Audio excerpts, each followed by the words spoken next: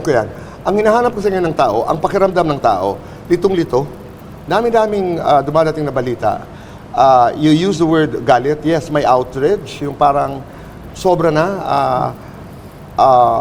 Mga natural calamities, sunod-sunod na nagaganap, lindol, bagyo, nakikita ito sa Cebu at sa iba pang mga lugar. So may galit. Ang kadalasang tanong, and you also said it, paano ba magtatapos ang lahat ng ito? Or to be more specific, ang sinasabi ng tao, may makukulong ba dito? May mananagot ba dito? Eventually naman, Kuya Boy, may mananagot, may makukulong. Ang question lang naman talaga is will it be real justice? Meaning yung talagang mga dapat makulong, or will it be weaponized para kung sino lang ang kalaban ng kung sino makulong? But Kuya Boy, going dun sa kalituhan, di ba? Di ba kaya nga sinabi sa Bible, the blind leading the blind. Ano ba yung blind?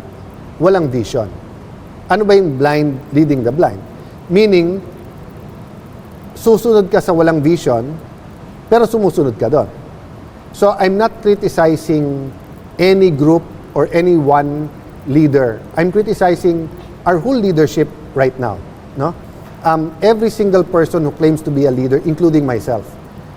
Ang pamilya na walang vision, hindi mo alam kung saan ka pupunta. Ang jeep o ang bus na hindi pwedeng i-describe sa iyo kung pupunta man kaming Baguio, pupunta kaming Lucena, hindi mo alam kung sasakay ka, hindi, malilito ka talaga.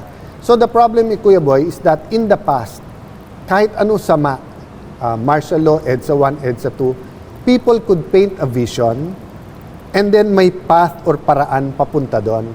So I think the confusion is brought about by much fear, much more anger than fear, outrage nga ang tawag natin, but also a lack of humility from everyone in trying to find a solution.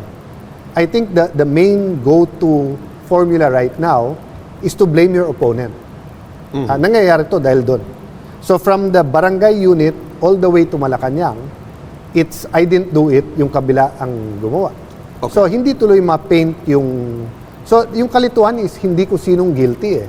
I think more or less people know who is guilty.